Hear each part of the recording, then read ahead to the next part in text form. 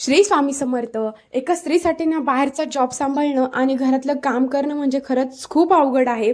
तर मी जॉबवरनं 3 वाजता आली होती. रोजच 3 वाजता येते. सकाळी 6:30 वाजताच जावं लागतं. सो घरातलं काम तसंच राहून जातं. आल्यावर आहे ना छान अशी अंघोळ केली होती, कारण केस धुवायचे होते.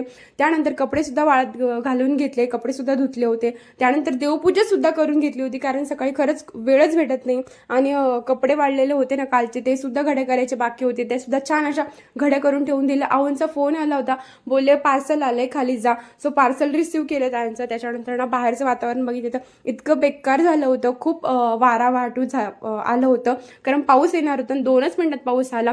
खूप सारा गारांचा पाऊस पडला होता. इतक्या साऱ्या गारा झाल्या होत्या. खूप दिवसानंतर हा पाऊस बघितला मी गारांचा. आणि बाहेर इतकं वारं सुटलं होतं आणि खाली ना जमिनीवर इतक्या गारा पडल्या होत्या का खूप खूप भारी वाटत होतं. असं वाटत बाहेर जावं, पण इतक्या गारा पडत होत्या टपटप. आणि गॅलरीमध्ये सुद्धा खूप साऱ्या